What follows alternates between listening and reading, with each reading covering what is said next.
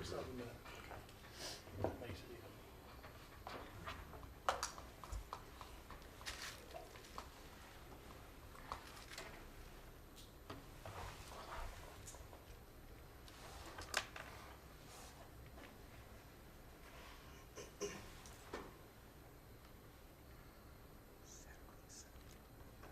That's 3 times what I would have guessed. Yeah, it was 22 last time we talked. Well, it's 22. That was just us sitting there writing down. We Yeah. hadn't even left that we knew of.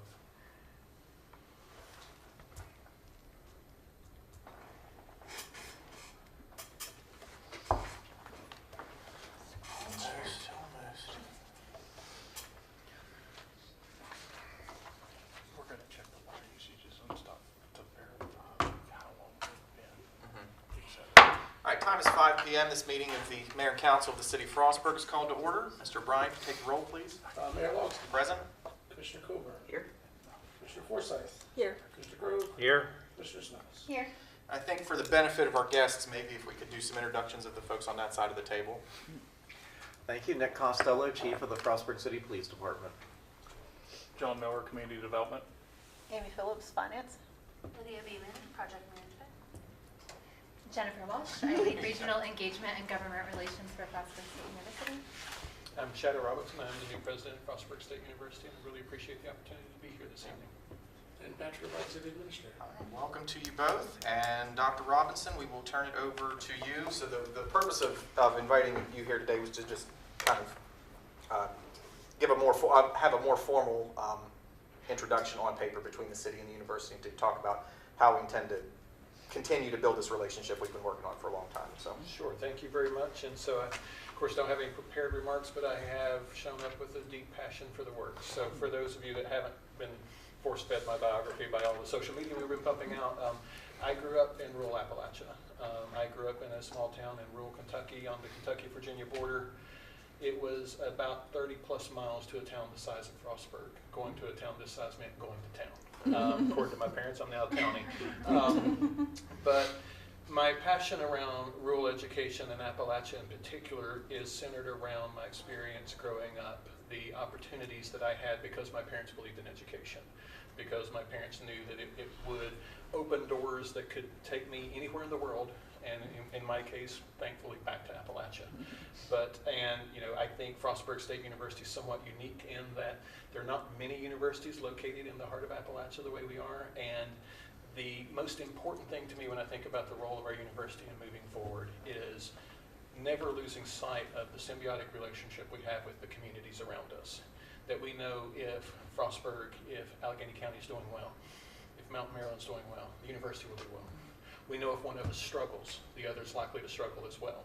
And that our partnership extends in both ways. When we're doing well, we will thrive. When one of us is suffering, the other one's going to suffer the consequences of that. And so we have to be working together and trying to walk in the same direction as much as we can.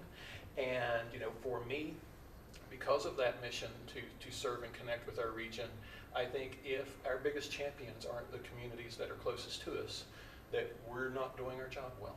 Right? If you're not out wanting to talk about your Frostburg State University and telling people how great your university is, then there's something we're not doing right. And when we're doing things well, even if you're not an alum, even if you didn't go there, didn't send your children there, you're out talking about how proud you are of your local university. And that's what I want to be working towards with all of you in the community and all of you as leaders in this city.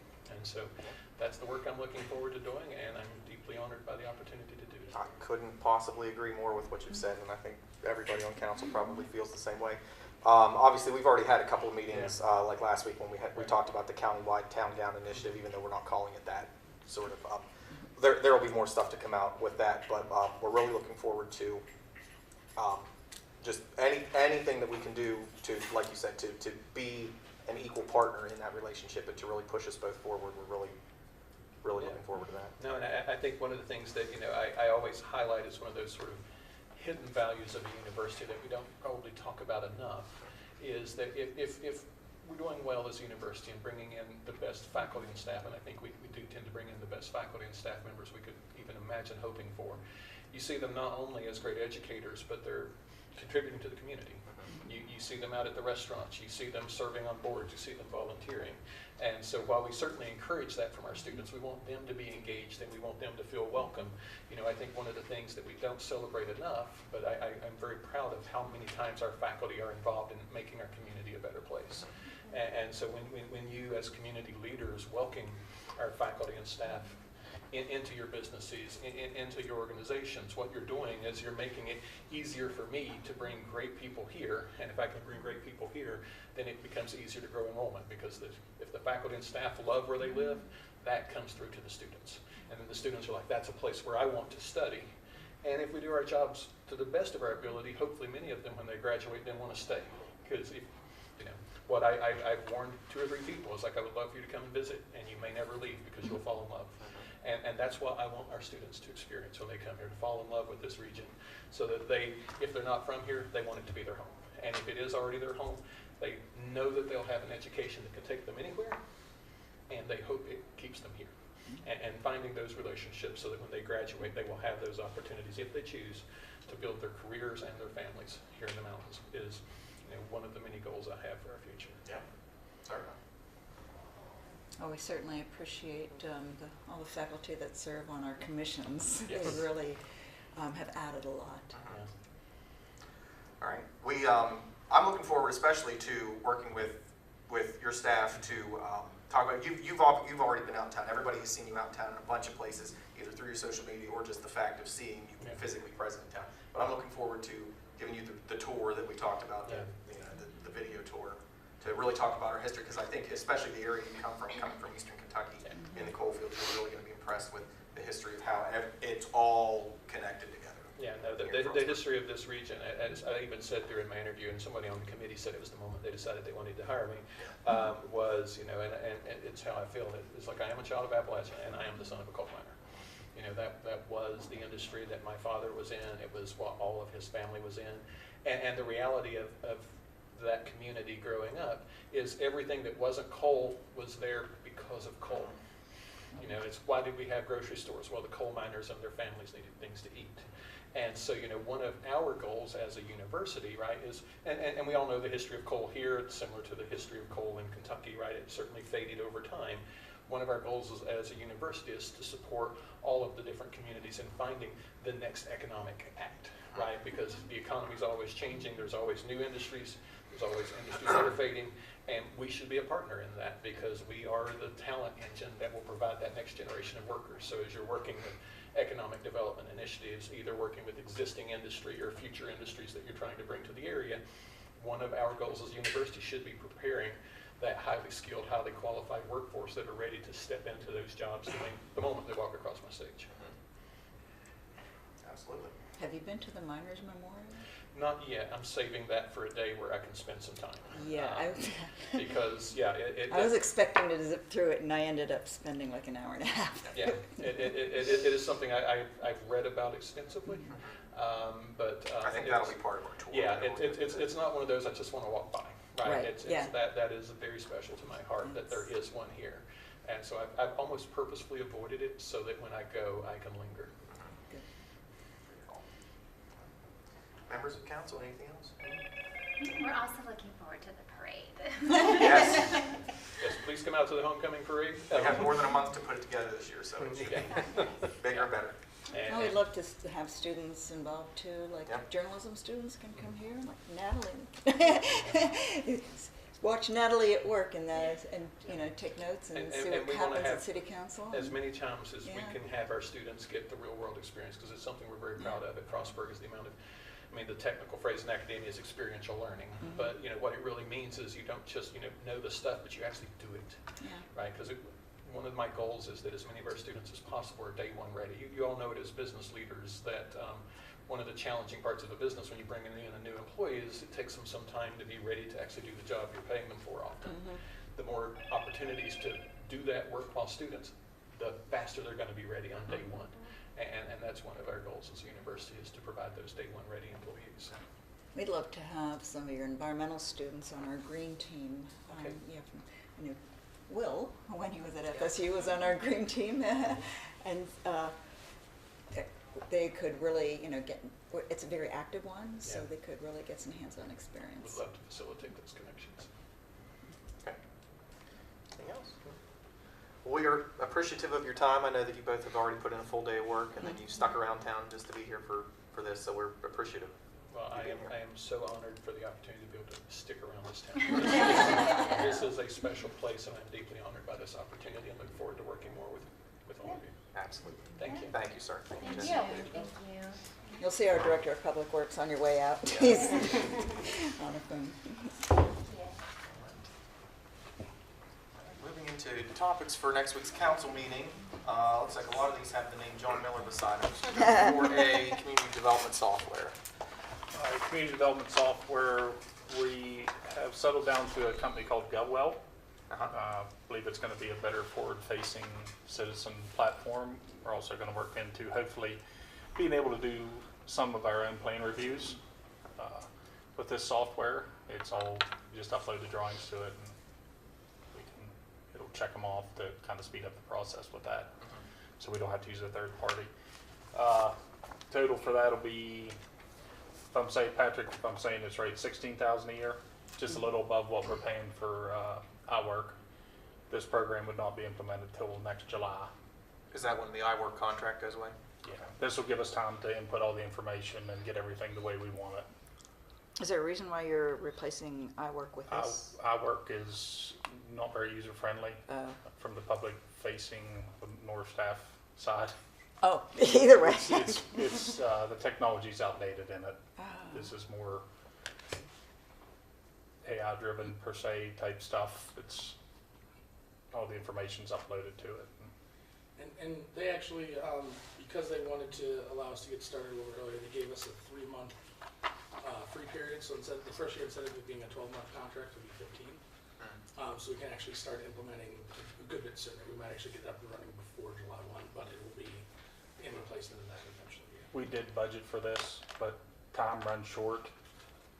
We did in May, so we didn't want to rush it. So we just held on to it till now so we can slowly roll it out and make sure it's right. We didn't want to try to do everything in a month. There's a lot of information that needs to be uploaded into the new system. Yeah. So the iWork that we have, it will continue to, the contract is June 30th of next year for that, Correct. and I got you. Yep. We'll keep utilizing that until this is fully operational. Gotcha. What's the startup cost? There is a setup fee with it too. 21. That's what's in that 26. breakdown.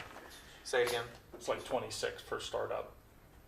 So it's the 16 for the contract plus 10, or it's the 16 16 plus 10. plus 10? Yeah. For employment services fee and data migration fees. And we're going to work on them a little bit too, on that. We also have a quote, and I'm not sure if I put it into this one. They utilize GovWell, or Sourcewell rather, sorry. And the Sourcewell quote was actually higher than 16. They actually gave us a discount on that. So the Sourcewell, had we utilized the Sourcewell quote, it would have been, it was closer to 17 something. Yes. And so they gave us a discount beyond that. Which is And all nice. the programs we looked at was around the same price. Some was actually more. One was a lot more. One was a lot more. It was around the $20,000 setup fee plus paying for a whole year of service that we wasn't going to be able to use. So.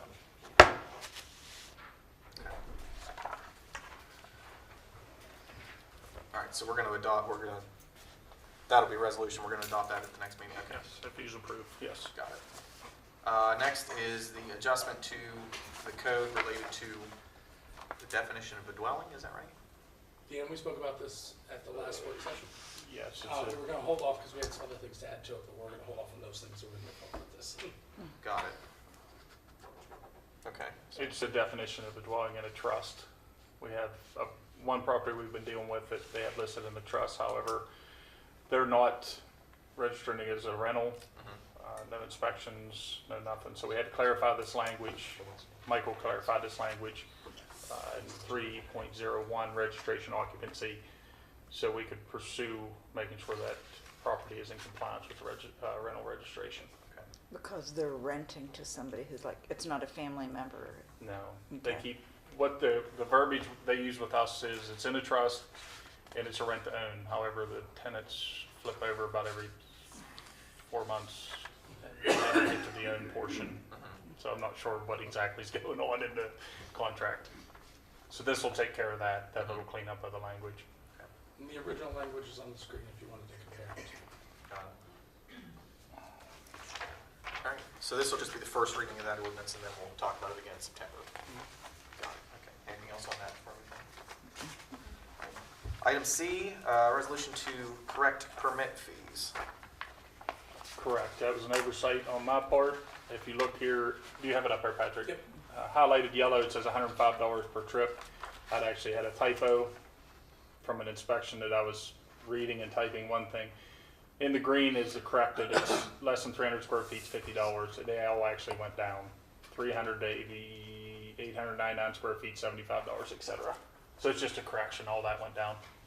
Got it. These are permits for if somebody's making an addition to their home.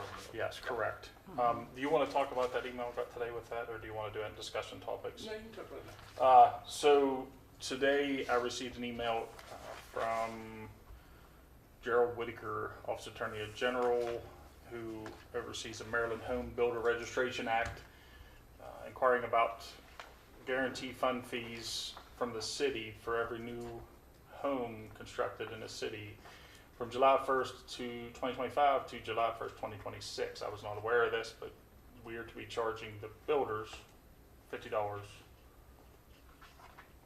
to submit to this fee. Okay. So Amy and I didn't have time to talk about it. We were just trying to get him to check and get it squared away from last year. I wasn't aware of this. We may need to look at,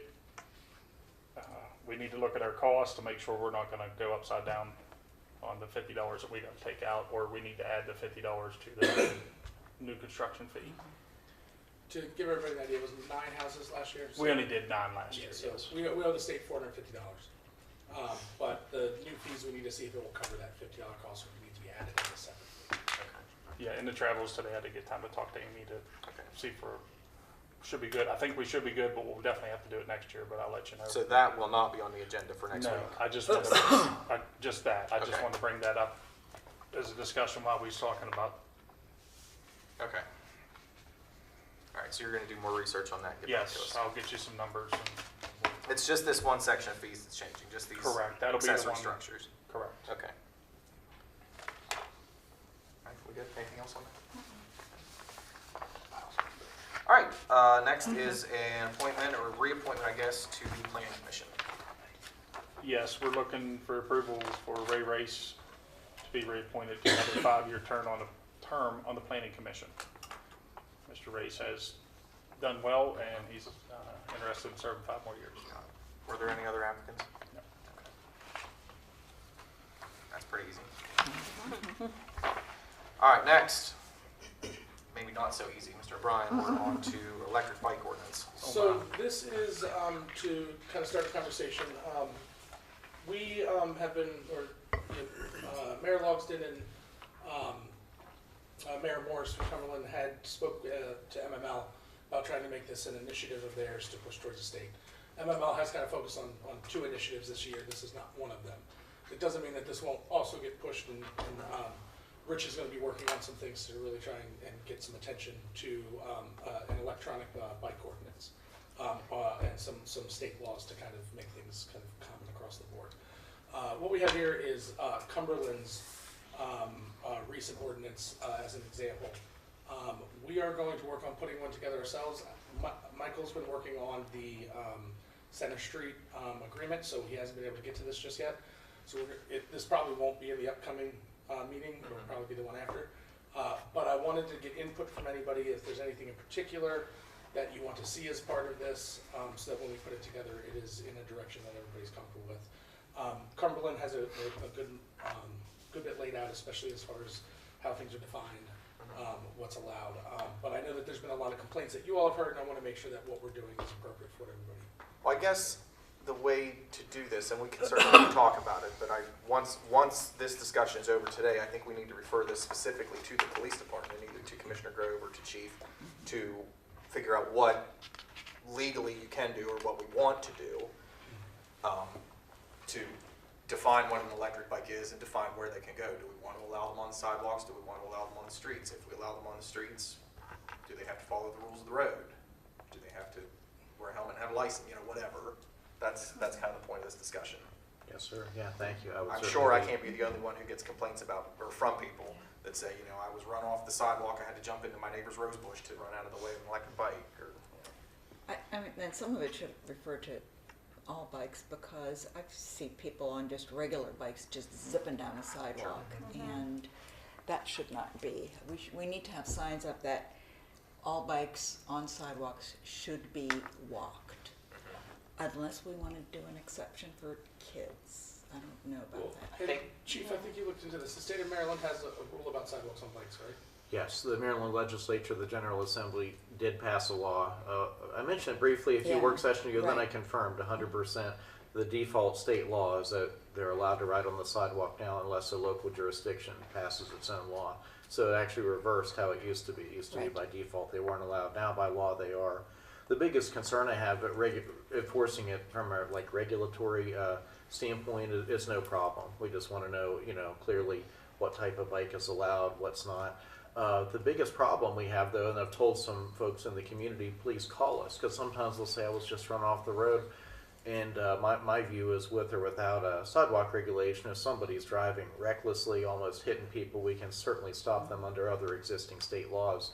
But once they're gone, no way to identify them, no idea. So I would ask you all, the elected officials, and I do, to encourage folks to call us, because we can get right there. A lot of times we can find them right up the street. And then long term, I'd love to be involved in the process for long term. Well, and I think that too is the point of, you know, Yeah. some of the, there's clearly a difference Yeah. between a non-motorized pedal bike that a Yeah. little kid is on the sidewalk, you know, fiddling around, Yeah. Yeah. versus a fully electric bike. That some of these things, you know, depending on the Yeah. size of the motor, some of them can go Yeah. 30 and 40 Well, miles an that's, hour. that's what I like about Cumberland's, they include the classes. Yeah. It's really Yeah. above class 2. Yeah. You're getting into like moped, Right. Yeah. even motorcycle Yeah. territory. I mean, some of them Yeah. go 40, 50 miles per Right. hour. Yeah, And at that And- point in time, they need to be in the street. But even then, yeah. if they're in the street, they need to follow the same rules that Exactly, cars yes. follow. I mean, Yeah. there's Exactly. speed limits apply, stop signs apply, I think yield also right of way, that kind of thing. with kids too, like we'd almost have to be very specific with like, it has to be like a pedal bike, not operated by electric, because a Yeah. lot of the issues I've seen are kids on electric bikes Mhm. without helmets, and they usually have those class 3s because they're cheaper to get Mhm. and they go fast. Yeah. Well, I think there's already in that law, is it 750 watts? Anything above that is actually considered a motorcycle, Right. not a moped.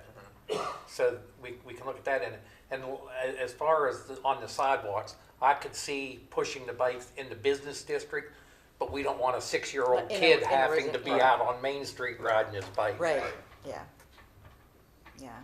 So that's where the signage should. Yeah, the sign, it would be, and I think we had done that years ago from the police end of it, was you had to push your bikes on the sidewalks in the business district. Yeah, and if you look, number 4 under A, has a motor with a rating of 750 watts or less. Is how Cumberland dictates it.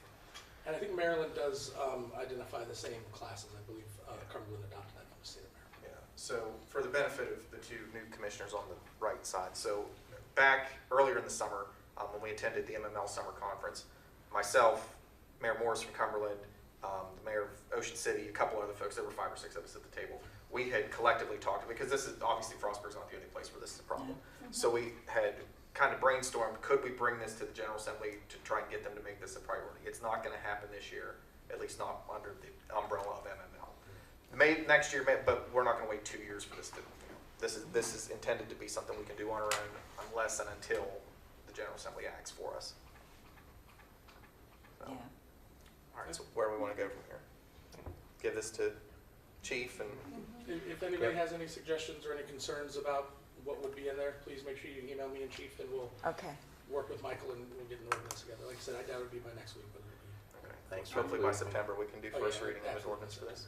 I appreciate it. And I only mentioned the enforcement thing because I know it'll take a little time to make some recommendations to pass. I don't want the community to think we're powerless. If there are really those issues with particularized matters, we can address them in the interim. And then I'll look forward to participating in the development of the new ordinance. Thank you.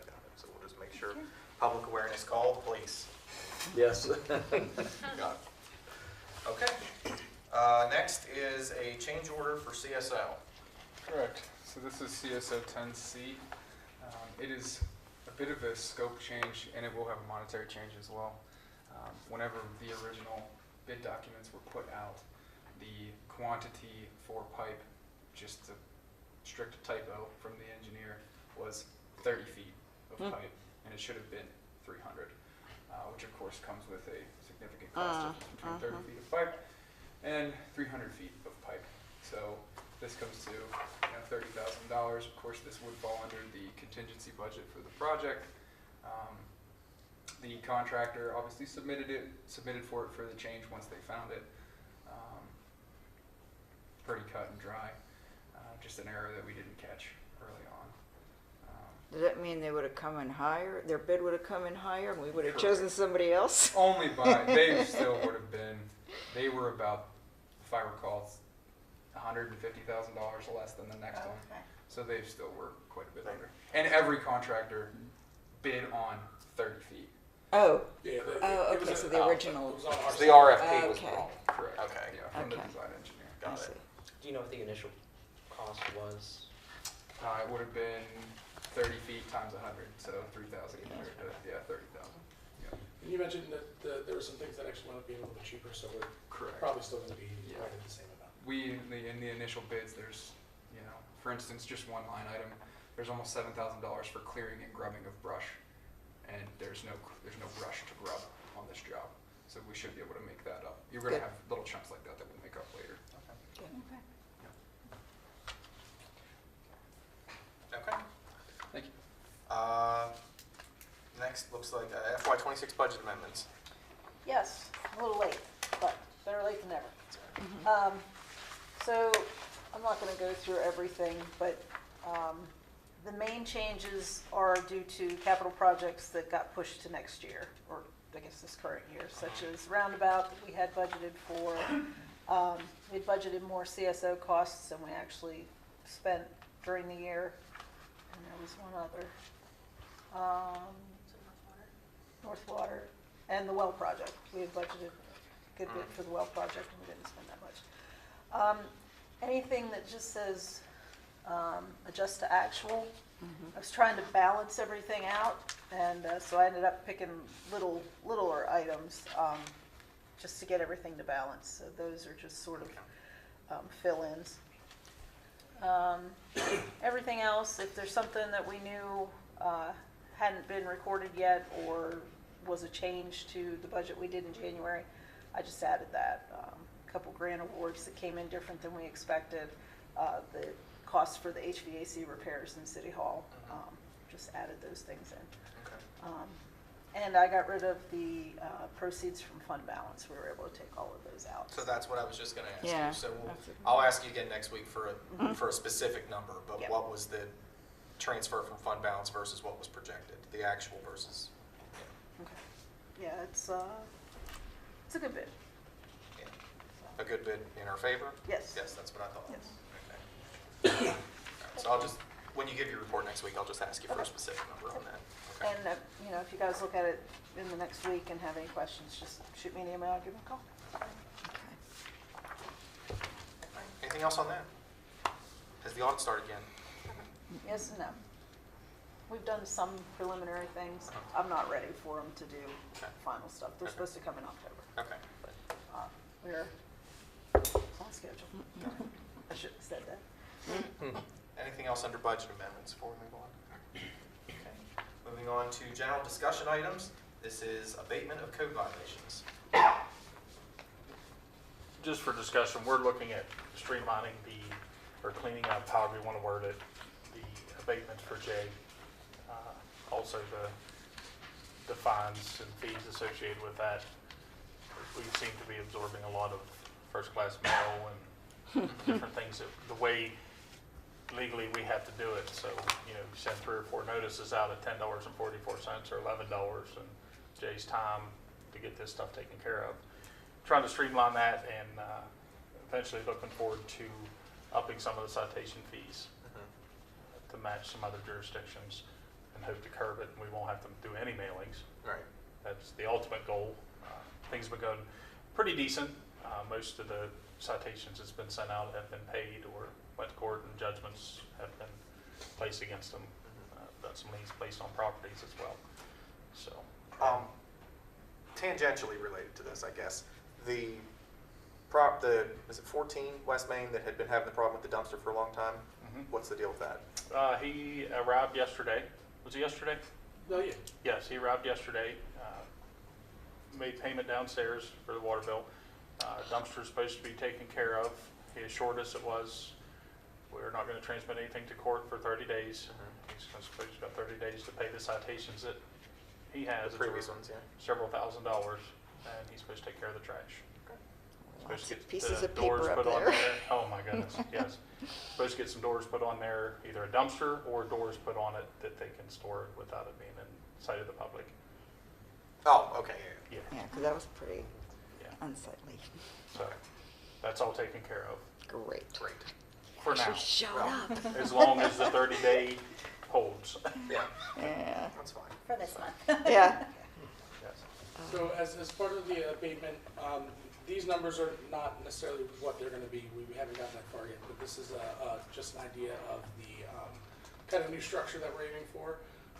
The goal for all abatements is voluntary compliance. So if there's an issue, we wanna notify somebody about it, they take care of it, we say thank you, so everything at the top is free. If there's an issue, we notify people about, shouldn't be a charge to anybody, it's just to make sure everybody's kind of following the rules.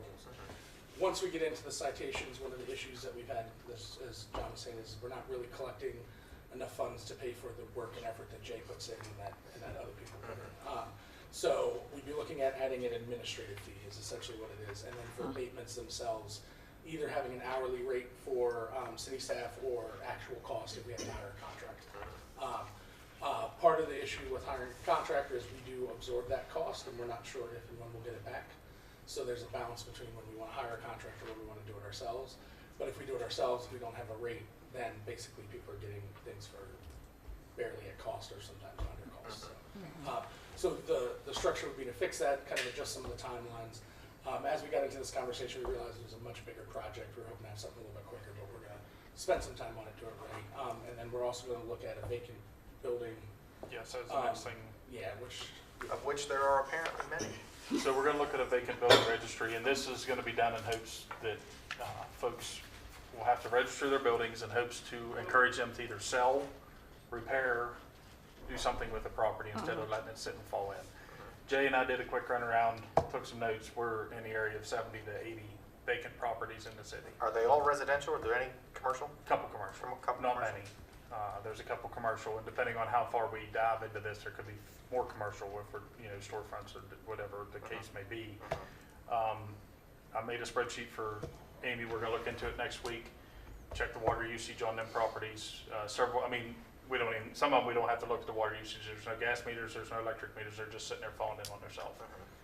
So we're wanting to work into this registration where they have the property owner would be paying a fee per year for the first year, the second year, and it goes up, and then fourth and each year after that would be $500, or et cetera. Example, sorry. So that's what we're looking at, try to get some of these properties cleaned up. And requiring them to carry liability insurance. Yes, we discussed also, Nina and I had a discussion, this popped into my head most recently with a building on Main Street. We're gonna look into, City of Hagerstown requires the residential properties to ensure they have liability insurance on them. They have to have proof of insurance. We also need to look at that. Patrick and I discussed it briefly today on the legality of making sure some of these properties on Main Street have it as well. What is our ability to enforce that if they don't? It would be the citations. Okay. It's going to be circled into the citations are going to go with that if they do not have it. Properties on Main Street, talked about making those have liability insurance as well. If they drop the insurance on a building and then, God forbid, something happened, the other two catch on fire and then there's no insurance and then we're stuck with a massive building. Right. So we just talked about that. We haven't got to the attorney or anything to see the legal end of that. Sorry, that was just, that was not me. All right. One of the big things out of this is it's not just if a building becomes vacant, it's specific building is planned on being vacant long-term. So if it's under construction or it's actively in some sort of process, this doesn't count, and you won't have to register until it's vacant for after a year. So it's not meant to penalize anybody that's doing anything productive with the So if it's property. for sale. If if it's it's exactly sitting, being yeah, sold sold and it's for a being year. renovated, yeah, Okay. that'd be fine. And we're gonna clarify that as potentially not just a for sale sign in the window, actively selling through a real estate agent will Listed probably on- be yeah. the verbiage in there. And what about like if they were to throw like a for rent sign in there, but, you know, It'd have to be, I have to research Hagerstown's, how they do that, but most of what we're talking about is Yeah. gonna be overruled for a for rent sign. Gotcha. All right. So no immediate action coming on No. code violation stuff. It's just because we got to get the numbers. Yes. Okay. Just all right. Next, community solar. So, as you all know, we have been working with Solar on Earth. We've been approached, we've started to get approached by other groups that do this as well. Solar Simplified reached out. They are very much a similar organization to Solar on Earth in the way that they structure this. Does everything through Potomac Edison. You don't pay for a third party or anything to get your credits. It's the safer and more streamlined way of doing things. Causes less headache for residents and things like that. So they wanted to see if we would help promote them as well. They actually wanted us to send, wanted Mayor Logston to send a letter out from yourself promoting Solar Simplified. Explain that that's not really the direction you want to go with this. So I've created a community solar website on our finance page, and as long as everybody's okay with it, we'll start adding these as we approve them, and start directing people more to that page instead of to any I think that's a good idea. one company. Yeah. People can choose their own. Yes. Yes.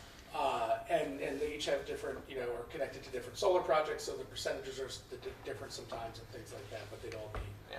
appropriate. So Okay. just want to make everybody aware.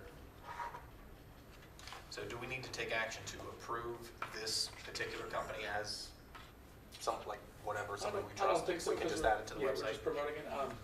Like I said, we looked at it. They're part of Maryland's community solar program, and the structure is the same way that goes through Potomac Edison. You don't pay them. Some other companies, you pay them $75 and they give you $100 worth of credit, but you're paying two different companies at that point. You're paying the energy.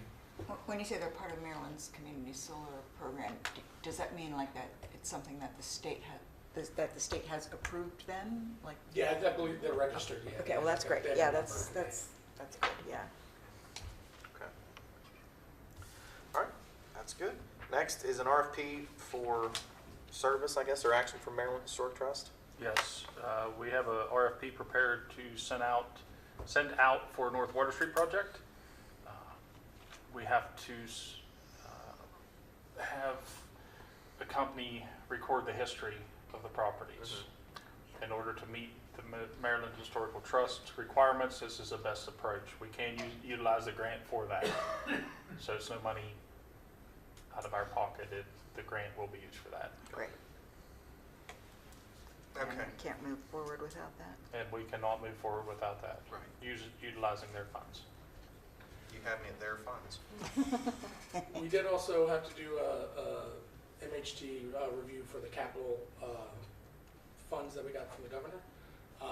So we had to send in information about the woods, where Piney is, where the well's going to go, the woods where the current well is, the water treatment plant to make sure there's no historical kind of degradation.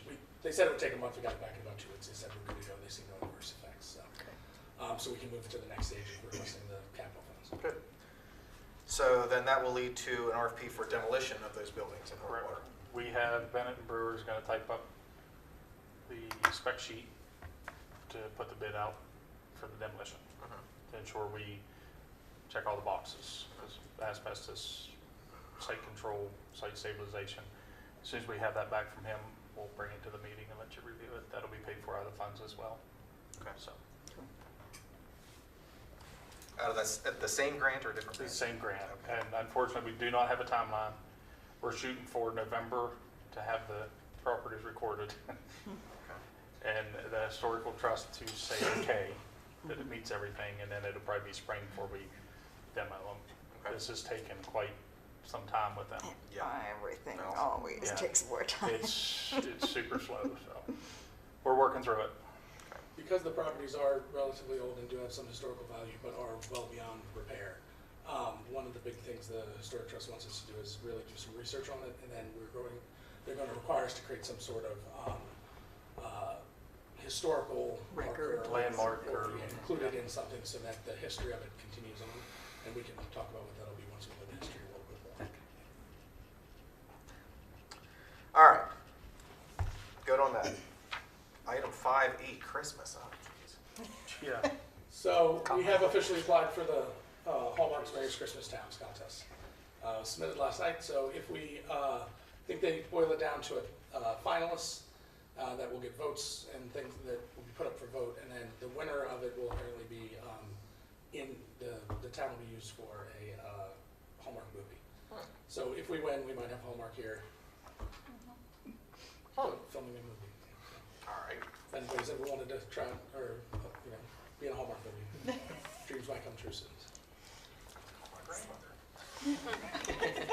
All right. Next is a DHCD grant application. Patrick and I worked on and completed a DHCD grant for Community Legacy. Be 12 weeks before we hear anything back. Our goal with that is rehab and renovation of how do we word that, the downtown area, not handcuffing us to Main Street. So it's not for a particular project? It's No, a general. it's going to be a pot of money that we're hoping that we structured it, for example, max $50,000 with a 20% match from the person or persons doing the project. So, And we applied for 250,000, Yes. so it should be able to do a good bit of projects. And then focus on stabilization, safety, and just general renovations.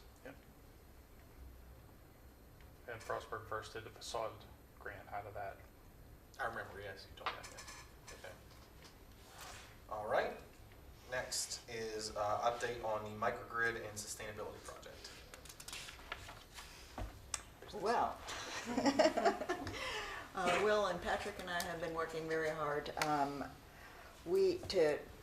So there are two projects, two grants. One is the resiliency grant, the $1 million grant, and the other one is the Elgin grant, which is a much smaller grant, about $55,000. We originally turned down the Elgin grant. They said, please, no, don't turn it down. Update it. And the resiliency grant, we applied for an extension, and they did not somehow get that we had applied for the extension by the due date, and they were starting to wind that down. But they said if we wanted to continue with it, since they realized that we had gotten it in on time, they had a whole list of things for us to do by August 27th, and we thought, that's a lot of things that we can't really do in-house. But they told us there's another grant opening up in September that, after some conversations with them that Patrick had, they said all the things in the resiliency grant would apply in this other thing. We could do that. So it gives us a little bit of time to work on something similar to what we had been doing with Optimize Renewables. So we're turning down the resiliency grant. We're going to apply for the what's it called? Building communities or something like Community that? buildings. Yeah.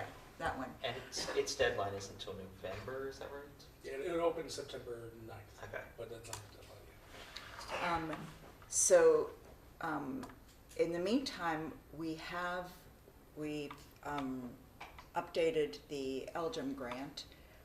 We've compared it back to just rooftop solar for this building, and relying on what was in the original grant for that. So it was about 80 panels on the roof.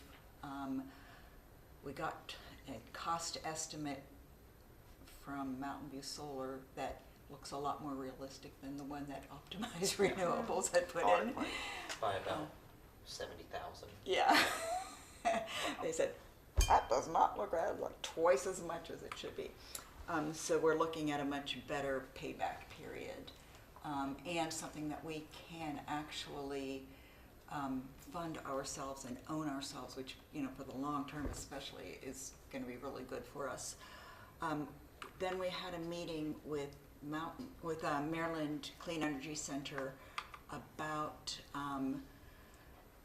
funding and technical assistance and that sort of thing. And they are a Maryland kind of quasi-governmental organization.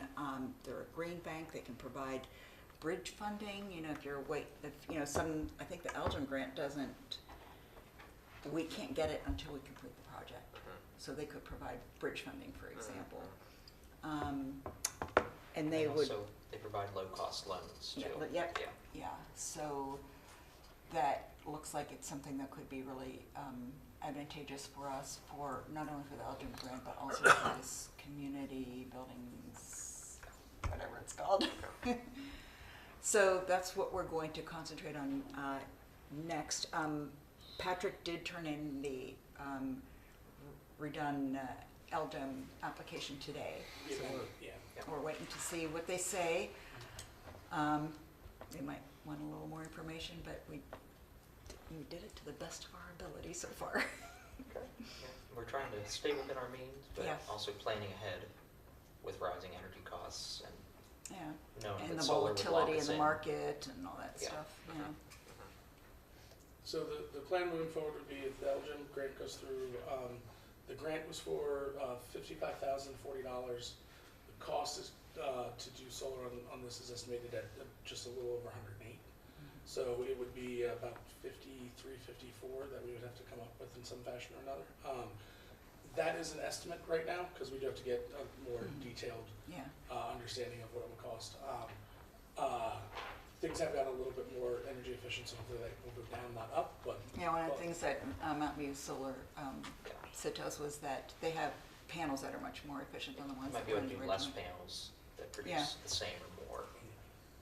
And then as far as the bigger grant goes, with Optimize, we had a group that was willing to do a little bit of everything. Plan the project, look for financing, all that type of thing. So we went big. And I think that was a little too big, especially for what they kind of. And looking back on it, it seems like there was a bit of padding too. So when we look at the next grant, especially because it seems to be being offered every year, we'd look at a much more, I think, consolidated version of it. Do something for a year or two. And figure out what we really needed. And then move to the next project instead of trying to make an all-encompassing, move the entire, Mountain Maryland into the grid right away. So. And it changed our payback period too with this roof. Because with optimized renewable, it was like 30 or 40 year payback, which is like why do it to terrible. Yeah. And this with, it's like 12 years? If we just do our portion of what we would be contributing to 55, I think it was actually about 14 or 15. Okay. So, and then still over a decade left in panels for their usability, even though they'll still be able to be used after So that. that'll be all free money then? Yeah. But at some point we may need to, if we're going to move forward with the Elgin grant, have to decide where we would find the additional funding and how we're going to pay for it and that type of thing. So MCAC is working on the application for the bridge funding, so we can look into that then. Yeah, does that come out at the end of the month, they said? It opens Like up. the 27th? Something like that. Or I think he just said like towards the end of August. So when are we going to hear about this, the amended one that we just sent in? Hopefully, well, they're headed to Mako, so either tomorrow or in a couple weeks. Okay. But they're going to get back to us right away. We've already been awarded the grant, but the grant was for a much bigger project because we had a lot of extra financing that was supposed to be put towards it from the partnership with Optimize. Because that's kind of going away, we've asked them if we could reduce it just down to something we can manage ourselves. So we cut two projects out of it and just managed. And kind of like, almost like a trial for a city-owned project. What, the next town that's done this is Chesterton, or Chestertown. Do we decide how it's It's spelled Chestertown, but I think at MML they were saying Chesterton, the town of Chesterton. And their situation's a little bit different because they got some tax breaks. Which we would not be eligible for because they got the federal. But they're another city-owned power source and a town about our size, so. So once that's all done, then there's a way, we can then track, like how much their power they're producing and all that. They'll have a lot of fun looking at. They'll probably, if we do Mountain View Solar, they'll probably use Solar Edge. Yeah. We can just look at even the individual panels. Now, are they doing the maintenance on it long term once it goes? That's something that we have to, You'll have to that- go out to yeah. and stuff, so. I would check your maintenance costs on your roof, because they're supposed to be maintained every 3 to 5 years, resealed, reworked. resealed, really. So they have done, I know that Mountain View Solar has done, On these style roofs. the yeah, flat on, roof, yeah, not- the flat, with the not rubber. your Yeah, picture. yeah, they've, and yeah, so we'll have to talk with whoever wins the contract. I mean, that'll be a pretty important aspect of it. Yeah. Yeah, right now we're just leaning on Mountain View just because of their expertise. Yeah. And they're nice. And they're really in it for the right reasons and not just to make a quick buck and move on. They've been in it a long time And they did a pretty big installation over there at the Appalachian. at the lab, Lab. yeah. They did Yeah. our daycare center. Mountain View Yeah, Solar. they did. Yeah, that was a small one with the they community did. solar. Yeah. But if we own these panels, have we looked into the cost of replacing them, cleaning them, all that versus? And they don't need to be cleaned, but there is, we could, like, one of the things that's in the package would be, you know, like a contract with, you know, whoever it is to like replace any defective panels or panels that are like losing efficiency too quickly. Also for replacing the inverter after the end of its life, like. Well, I know like for 15 years. residential, they're guaranteed for like, I think 20 to 25 years, Yeah. the panels are. And then the inverter is like 10 or 15 years. Yeah. And I know from experience with it, you just have to pay the service call, which ends up being like $150, and then they come out. Their system also does like virtual diagnostics, so you can call them, or they've called me before saying there's a problem with your solar panels. We're going to fix it right now. You just have to press a button and it does it. So some of that I would assume is built in on the commercial side, but it's definitely something to look into. We just have to make sure that in the contract it's written in. Yes. Yeah. Okay. Anything else on that? Okay, so we're either gonna hear about that tomorrow or in 3 weeks. All right, next item. It's been a while since we've talked about parking. Do we want to talk about capital Capital funds? Capital Oh, I funds. skipped one, I'm sorry, yes, I'm sorry. I do have an update. I'm sorry, I skipped one. Yes, that's fine, yes, capital fund for the water resiliency project. So Patrick, Emily, and Lydia sat down more so with the actual X's and O's and hoops to jump through. Money, so I'll let Patrick touch on that first. And then So we're working through the process of actually receiving the funds that we were given. Once they were designated for our project, you still have to go through like essentially what looks like a grant application. So the narrative is kind of already there. It's all the back end stuff. So we have to do the historical review and get a bunch of finance information together and fill out some things. But as part of that, we sat on a call with State of Maryland and was able to ask some questions. One of which was, are we allowed to spend funds now? Do we have to wait till all this is done, especially when they said the historical review can take about a month. The review after that can take a month or two. So like, even though we were given, designated them July 1, it's August and we're not even done the application. The main reason we were asking that is for two specific projects, the VFDs and the holding tank at the water treatment plant. And they did say we can spend funds starting now. So, but do you want to talk about that? Yeah, so I have two updates for the actual VFD part of it, and then we'll talk about the dome too. So while we've been waiting to get the green light for the money, we've been doing some tests and looking into some other things, and we were gonna have to do SCADA updates at the pump station for all these projects anyways. Microtech does those for us. They've always done them. They're really good. I think it's worthwhile to just do them now with the VFDs. Microtech quoted me $29,000 for that, and why that matters is because whenever we go to do the wells, you're going to need to be able to pair the SCADA with the VFDs at the wells so that we're not pumping back and forth.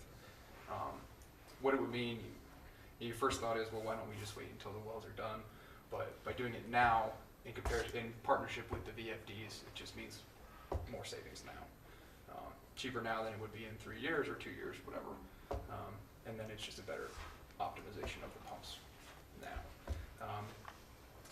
So I guess my process, my update for you guys would be, as a part of the VFD project, under a separate contract, we'll lump in Microtech for a $29,000 SCADA upgrade. And of course it helps that we can fit it in under that VFD budget, since Pennsylvania Power was so low. Oh, yeah, right.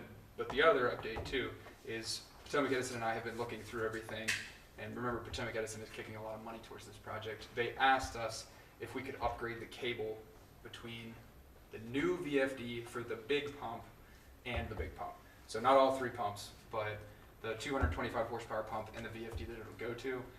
They think it's going to be pushing a little too much power at max, so they asked us to upgrade that cable. So I got a quote off of Pennsylvania Power for that, and it would be an additional $12,500. So that would be a change order to Pennsylvania Power's contract for an additional $12,500. Pennsylvania Power thought the initial cables would handle it. Potomac Edison says they would prefer us to upgrade it. And if Potomac Edison is kicking in money towards it, I'm inclined to. How many feet is that for?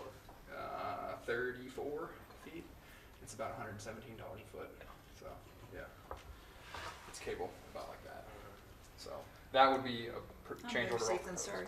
Yeah, and in the instance that we ever swap that pump out, that cable, the new cable would still work for a smaller pump too. Because we do have a spare pump if we ever have to swap it out to a smaller one. So I will have a change order proposal for you. We don't necessarily have to squeeze it in before council meeting in a week, but I will have a change order proposal for that contract. But so, one of the things with the VFDs, if we're gonna get the discount from Potomac Edison, and clear result, we have to do it before end of the year. Correct. The calendar year. With the way things are going with this application process, we may not actually physically have the money until November, December, January. So one of the things we do want to talk about is, and we don't, for the VFDs, we don't necessarily need to decide at this meeting, but definitely by next would be to utilize those funds out of the Piney Dam surcharge, which is where it would have come out of if we didn't have the capital funds, and then replace them once we get the funds so that we can get the benefit of the discount. And then also with the holding tank at the water treatment plant, that has been leaking water. It's something that if we don't get fixed before winter, we're gonna have to go a whole 6 months or without it. And that, the cost should be relatively low. Yeah, I mean, you're basically just digging a hole in the ground, finding your leaking. That one, I've said since we found out about it, that I think that should be a higher priority, especially if we're constantly going to MD talking about what we're doing to save water and the stuff down south of town. If we're talking about all that, and we can tell them, hey, we're not leaking 75 or however, whatever. Of already treated water. Of already treated water. We've already paid to clean, yeah. So for this upcoming meeting, if council's all right with it, we would like approval to move forward with that project. Yes. Just so that we can get it done sooner than later, and then, Yes. like, we're talking maybe $60,000, $70,000. Should be less than that. Yeah. That's worst case scenario. Yeah, and again, the capital funds will pay for it once we eventually get them. Correct. But we want to do that before it gets too cold, the ground gets too hard. I agree totally. Yes. Yeah, I would. So we'll get that one together, we'll get a little bit more information about VFDs and probably talk to you about that the following. What is approximately the amount that we're leaking? In a dollar value, probably. Well, no, in a gallon. Like 75,000. That's what I thought. And in dollar value. Dollar value would be less. Dollar value would be what it costs us about. I don't want to attach numbers to it. There's difference But between it's what we almost- could get from it, Right. result It's in- between 7 to 8% of our total daily use. Mhm. It's a big leak. Yeah, Agreed. so, Yeah, it's one we've been wanting to do for a while. Yeah. Okay. we'll get work on that right away. All right, anything else on that? All right, parking. We're still getting complaints about parking, about the rules on Main Street, what the rules are, how we're enforcing it, whatever. So we need to decide if we're content with the rules that we have now, or if we want to. pursue Park Mobile or if Who do we we want want to. to piss off? Well, right. So there's a couple of different options. So right now, 2-hour parking is from 9 a.m. to 5 p.m. Monday through Friday. Outside of those hours, it's just parking, with no overnight parking in the business. People are upset about parking for all sorts of different reasons. There are a couple ways to address it and be able to enforce it easier. One would be to go back to meters, where everybody pays a quarter, and it's easy to see that the red thing has come up. We have used Park Mobile at one point. We could re-engage that. One of the issues with Park Mobile is that we would have to put a couple of kiosks in the area. I don't like Park Mobile. Yeah, well, and the kiosks themselves are a pretty significant upfront investment. We need to look into what it is now, but somewhere between $10,000 to $20,000 a kiosk or something like that. And if we need to put 3 of them in town because of the hills and stuff like that, that can be a problem. There are some places that just use the QR code and you just do everything on your phone. But we have an aging population in some areas, and that's not going to go over well now. It's the same way that everybody kind of hated when you had to scan a QR code for a menu. Yeah, I hate that. So with those things in mind, I was talking to Chief about some options, and one of the bigger issues we have right now is we are relatively low on officers, and looked into what Cumberland does with some of the stuff in some other places. One of the options would be is that we could hire some part-time help, whether it's a retired officer. The university uses students to do this, but to have somebody come through maybe 2 or 3 times a day, spend 3 hours, because you'll need to know, mark them when they're there, come back 2 hours later, mark them again, to see if they've been there more than 2 hours to do ticketing. A position that's minimum wage, if they issue 2 tickets a day, they pay for themselves. So with as much complaining that's going on about parking, I think they might pay for themselves in the first week, pay for themselves for the summer. So that is an option as well. It would make it so that enforcement is more regular. It's not based off when the officers have some time and things like that. We could target some different kind of times during the day and things of the sort. But it's either that, or I think meters would be if we want to go back to a paid concept, meters would be kind of more, I think, feasible than Park Mobile. Do all of our meters still actively work? Or are any of them issues? They have to be repaired. That's why we did this. Yeah, it was disable that. So we would have to spend some money on that, but I don't think it'd be as much as we have to look into The that. kiosks? Well, my understanding was, and correct me if I'm wrong, Chief and Kevin, Sir. that because the meters are so old and because they're mechanically operated, that it was like impossible to find the parts to fix the broken ones. Correct. Yeah, I think they wanted us, just going from memory 2-3 years ago, I think they wanted us to replace the internal components of the meters, which probably would cost thousands of dollars. And at that time, it's as much an economic development issue as it is enforcement. So I try to stay in my wheelhouse, but we did check with like Oakland and Bedford, some smaller but similar sized communities in this area. They had gone to free 2-hour parking. And we did start it as kind of a pilot program to see how it went. And I don't see that the revenue or like monitoring is as much of an issue as just someone designated to enforce it routinely. I think whatever selection we go with could be enforced. I'm fine with the concept of the free parking. I mean, I'm not suggesting at all that we go back to the paid parking. If that's what we do, that's fine, but I'm not suggesting that. But there does need to be enforcement so that we don't continue to see abuse like we've seen. So if there was, and you and I think, had a conversation about whenever we had our cadet, who's now in the academy, but when he was still a cadet, why was he not able to go out and do that, or was he able to do that? Yeah, he did some. He sent some warnings, and then sometimes he would go, like, we'd look at the cameras and go write tickets. It's just kind of periodic, The Cumberland model does use civilian parking enforcers, and FSU does use that. I mean, that's a way to be very, very strong and very consistent. And frankly, I mean, we don't get a lot of buy-in from our police officers to parking enforcement. They kind of feel like they want to be doing traffic enforcement, responding to calls, doing kind of more, criminal type of work.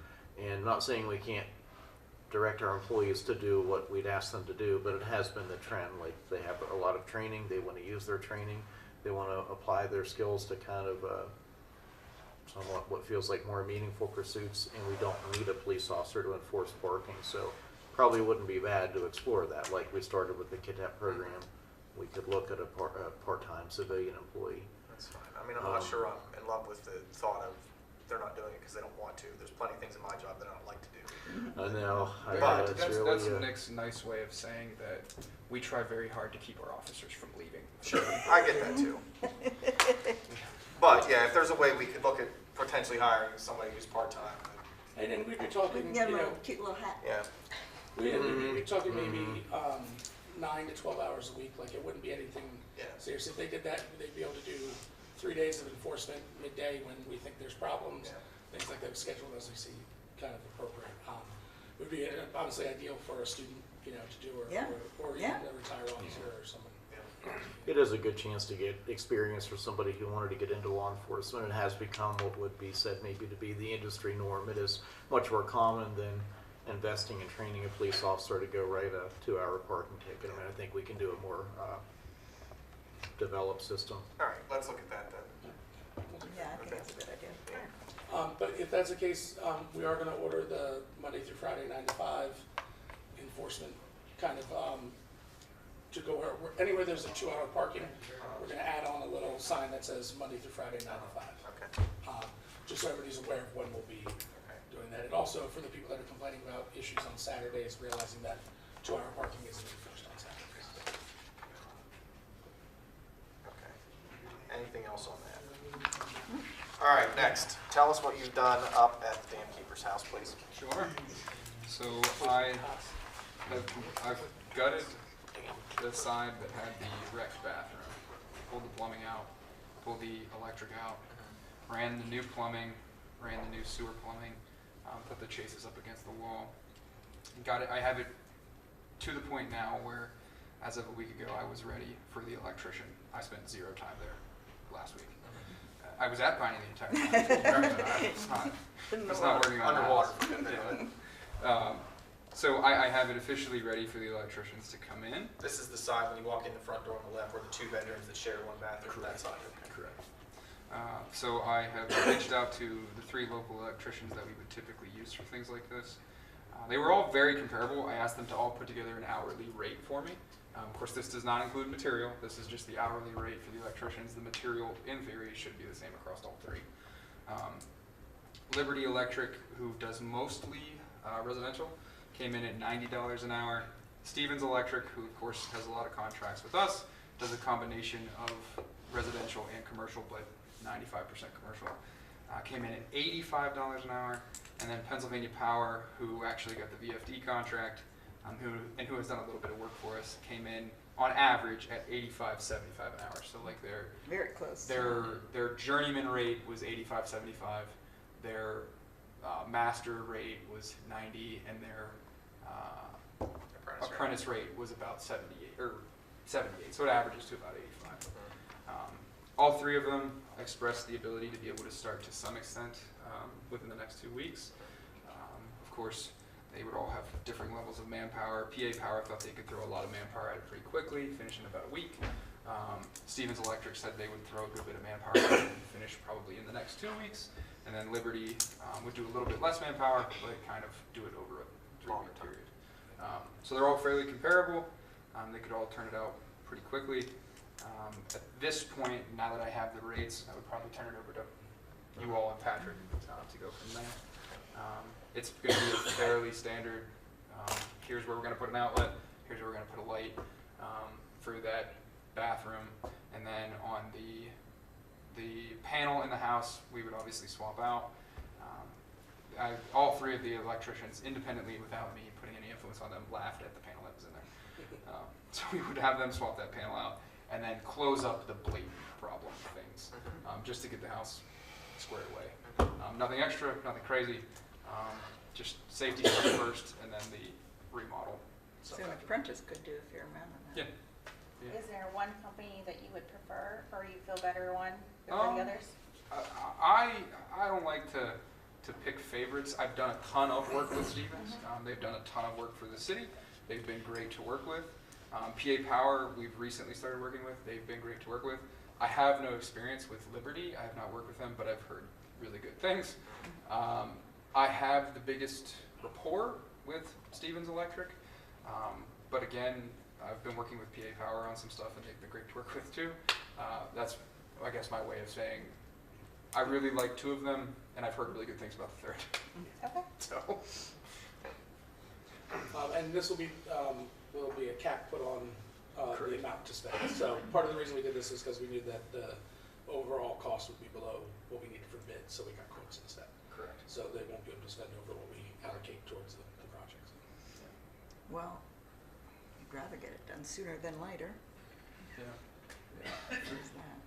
If the goal is to put us in there as soon as possible. So. Is your time frame is 1 week versus the 2 week a big deal? Not really. Because you could work on other stuff in the meantime. Yeah. If you Okay. had another week like this past one, it wouldn't be a big deal at all. Yeah. I noticed. Yeah, I wouldn't even care. I'd be like, So time frame is not going to be Not a burden or not? No, unless we call them and they say, hey, we ended up landing a big job in whatever, Northrop Grumman. We won't be able to get to you for 3 months. Then it's kind of a big. Right. deal. Sort of related, have we taken ownership of the tractor, the farm tractor that's up there? Yes and no. So Mark gave us the green light to do whatever we need to do with it. So Derek and I and Bill, or 2 mechanics, and myself went and we put probably $350 worth of parts at it, and now it runs like top. Yeah. Mark said, "Yeah, it's all yours. Just bring me the check when you're ready," and he agreed to $3,500. So I'm going to write a report about the tractor, why it makes sense, why it's a good deal, why we need it, and then Patrick will do the check request just to give Mark the check. All right. But absolutely great deal, especially because a new one would cost us $90, yeah. So 35 cents outstanding. Yeah. Got it. Anything else on that? Okay. I would like to put it, so Derek with Parks and Rec, who is not hired to be a mechanic necessarily, is absolutely wonderful at this. He was phenomenal. He was there for half a day and Yeah. got a tractor that's, I don't know how many years old, running. Yeah. He Very was quick, so he he was was awesome. So if you see him, thank him. All right. To know. All right, next, this is the, not really proposal, because we've already kind of said we would do it, the sidewalk at 1 West Main, the Pritchard Building. Yeah. You want to leave Yeah, this you one? can go. I don't want to say anything incorrect. I believe it would have been 2 years ago we sat down as a council. I believe Brandon Reese actually came in and spoke to us about the sidewalk at the Pritchard Building. We expressed interest in a potential cost share towards the sidewalk. We made him finish Hill Street School before that, and we said, hey, once you're finished Hill Street School, let us know. We can start this conversation again. And I forget what the conversation was. I believe, again, this is not gospel, I think the number we talked about was $40,000 towards a cost match towards that sidewalk. Nothing in writing. This was just a conversation we had. He has come to us, of course, Hill Street School is done. I believe he actually has tenants in there now. Good. And he came to us and said, hey, the sidewalk is kind of my bottleneck at this point because I have to run 3-phase power to this building. And with some certain restrictions and some coding based on where you can put 3-phase power, it can either, if you're gonna have a sidewalk below it, there's restrictions on how high you can put it. So Potomac Edison doesn't want to do anything with that 3-phase power until they know if we're gonna have a sidewalk there or not. So this was just something. He has to have a sidewalk there for the fire exit. Correct. That's in the alley, right? Correct. Okay. So he came to Patrick and I and said, hey, can we start this conversation again, just so I know how to plan and I can make my schedule and go from there. Can I do the sidewalk? If so, are we gonna do a cost share towards it? And I said, that's not a conversation for me, that's a conversation for council. So I'm bringing it to you all.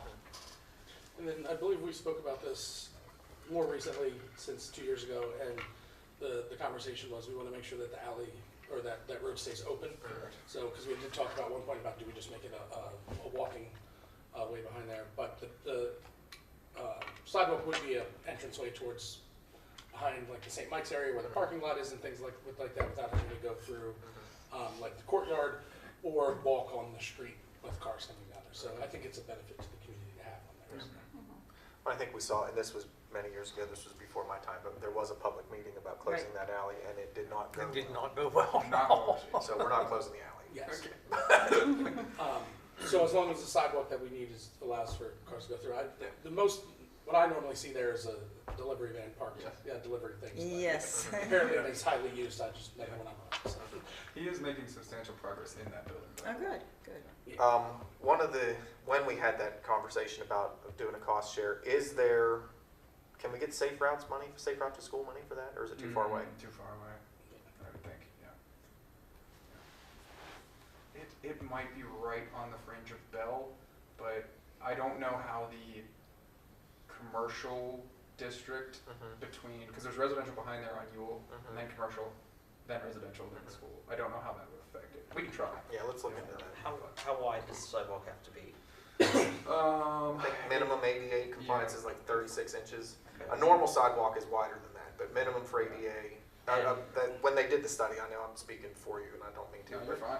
when they did the study for a normal, whatever, 4-foot sidewalk, if they would have put that in, it's not wide enough for a car to go down. Right, that's what I was wondering. So the electric minimum, bikes only. the minimum for ADA compliance for the sidewalk, I think, is 36 inches, and then a car could still pass. Okay. Yeah, we can, with And- certain things too, we can knock it down. I would assume delivery vehicles though can't go down it We'll see. if it's that wide. Yeah, we measured it based off of if we had to run our plow down, because we'll have to run our Yeah. plow down. And a plow is gonna be wider than a delivery van, so. And emergency vehicles already don't go down there because of the turn at the end. Yeah. So it's not gonna affect any emergency vehicles or anything like that. Worst case scenario, if the deliveries have to adapt and pull around back and park in the St. Mike's parking lot, I'll just have to learn that curve. Yeah. And part of the reason for this too is the emergency doors that will be on the side of the Pritchard building open up into the alley. So without a sidewalk, there's the danger of a car hitting something, so there's gotta be something there. If it wasn't a sidewalk, it'd have to be, some of the, like, retaining poles. Is it gonna go the whole way down or just to that door? The whole way. The whole way? Yeah, that was part of our conversation, was that we wanted it to go. It should back be, through yeah. the building, so. As a walkability connection Yeah. between the residential park behind and Main Street. Okay. All right, so we need to figure out how we're paying for this before we say yes. Correct. Let's see if we can get Safe Route money first.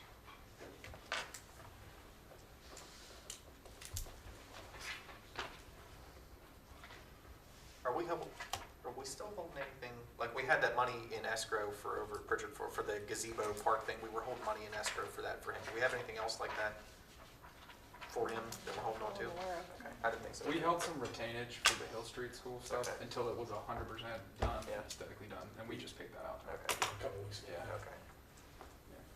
The building turned out nice. Those apartments are nice. Oh, yeah. All right, anything else on that? Last one, Planning Commission ex officio member. So, the planning commission, normally has an ex officio member, which would be Mayor Logston or your designee. Commissioner Ritchie used to sit on it, beforehand. I know Commissioner Coburn has, expressed interest in it. Just want to see what you all wanted to do, and we'll get something together. I don't know if you want to start sitting on it. Not it. I don't know that we need an official resolution, but we'll do a resolution officially appointing, Okay. Commissioner Coburn as the ex officio member for the planning commission. Okay. Meet tomorrow evening, 7 o'clock. Okay, so if you want to come tomorrow at 7, you can, but we'll officially make it, yeah. We'll be done now. Yeah. Oh, we might be done, well, no, I don't know if we'll be done by then or not. No, Probably no, not. Probably not. Probably not. No, not from accident. Yeah. All right. All right, anything else? Who all is going tomorrow? I think we're all going. Great, And 5 of us and Patrick are going. okay. 2 quick things. Hayden, if you could just give us an update on what's the deal with the water at the dam, when we expect it to be cleaned up. Sure. So to give a very, very brief overview of the issue at hand. Typically every summer at Piney Reservoir, the layers of water turn over at some point. And what that means is that typically your lowest layer of water is somewhat heavier in sediment. Your highest layer of water is a little more clear.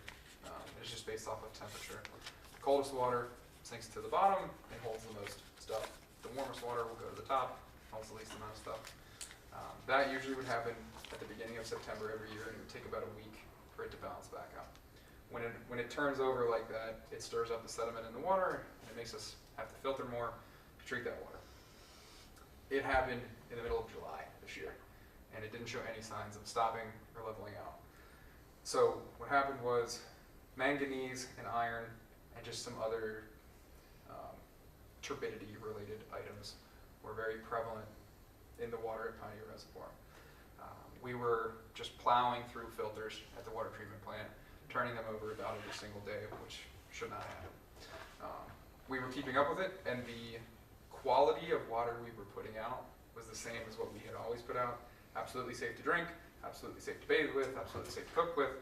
It was just aesthetically altered because the water was stained by the iron and the manganese. But what was hurting us was that we were turning over filters so quickly that we were just spending an exorbitant amount of money on filters. So the reason we could not combat this was because the intake tower at Piney Reservoir has 2 gates where the water can come in from. The tower itself is 40 feet high. At the surface of the water, so from the surface of the water down to the bottom of the lake is 40 feet. We have a gate down at 20 feet, and we have a gate down at 30 feet. Those are where we can pull water from. The gate at 30 was super thick with sediment. The gate at 20 was super thick with sediment, and we had no other way of pulling water from a different level in the reservoir.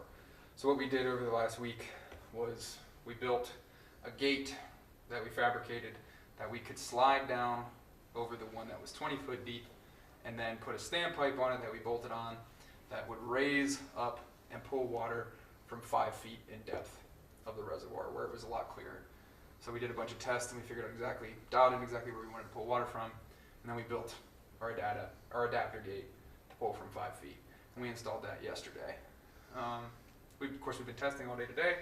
The tests have been coming back really good. Water's a lot clearer, a lot less turbid. So we didn't turn over filters today, which was a good, sign. And now that we're pulling the clearer water, we should have everything flushed out of the system. It usually takes between 2 and 3 days for all of Frostburg's system to flush itself out with just regular use. So we expect everything to get better.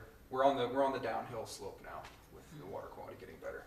And then of course, once the turbidity and the turnover goes back to normal, usually once the cooler weather comes and the rain comes in September during hurricane season, it'll typically go back to normal. It could go back to normal next week. So what causes that? Temperature. Okay. Yeah, pretty much. There's temperature. Sometimes it's rain events, but of course we didn't have any crazy rain events over the last month. This we just think was temperature. Okay. We also haven't really had as much of a drought, so the water stayed up. You know what I mean? Yeah. Yeah. So it's a long, 8 days, but I think we're in the clear now. Okay. One of the things me and Hayden talked about as well is each year that the levels of that do kind of go up a little bit. Like this was a higher spike than normal with the turnover, but just the reservoir itself, it holds that in the bottom of it. So we are going to have to dredge the reservoir at some point. This is not something that's going to happen next year. But sometime in the next probably 15, maybe 20 years, that'll have to happen. It would be extremely expensive and that type of thing, so something to really start looking for the future when it comes to that. I don't know how you'd get dredging equipment down a winding path. It's going to be a year of planning, and then 5 years of a year of engineering planning, and then 5 years of fiscal planning, and then probably 10 years of budgeting. So this is not a short-term turnaround So project. get on it. I can do. But So something something we'll start talking about. Check those couch cushions. All right, another thing that came to mind in the last couple of days, we don't have to talk about it here because I'm sure we don't have any answers, but you, I'm sure, are going to start to get questions about these flock cameras that people are talking about. Yeah. We know that there are a couple in town. They're not city-owned, or they're not on city property. They're at the university. They're on their private property. But I know that I've been getting questions about it. I'm sure you have. Yes. And maybe next week at the council meeting, just be prepared to, if Sure. anybody has questions about what they do or what we can and cannot do about them. Sure. Did FSU inform you that they had them? Not specifically. I don't know if they notified the city, but no one really directly talked to me about it. Okay. Didn't talk to me. Okay. So just that's on our radar. I'm sure other people have got questions about them too, or at least have heard about. Yeah, they are on university property. Right, yeah. But that doesn't mean that, I think there's a couple that go down public roads, Okay. like face down. All we have are LPR cameras, license plate readers, some on the police vehicles, and one on our speed trailer that was up on Shaw Street. I'll be prepared to talk about it. Thank you. Okay. Absolutely. Now or at the meeting, I'll be ready for the meeting too. But anything I think we else can to hold it share? for the council Yeah, meeting. That you way, if got it. anyone from the public is here Yeah. and has questions. You got it. Okay. All right. Commissioner Coburn, anything else we haven't talked about? Commissioner Forsyth? Midland is having a ribbon cutting on Friday. I just noticed that on my calendar. Is anybody planning on going to that? Oh, it's their new Their town hall, yeah. multi-purpose building? I think it's me, you, and Will that we're scheduled to go. I think, yeah, just to show up and, Yeah, it's a good idea. yeah. We did help them with some grant advice. They asked For us- the multi-purpose building? It looks really nice too. We didn't actually really do anything. They just called us a couple times and asked for advice. So, yeah. Okay, good. Anything else? Commissioner Grove? No. Commissioner Smiles? No. 6:29 or 6:23? 6:23, meeting adjourned. 6:24.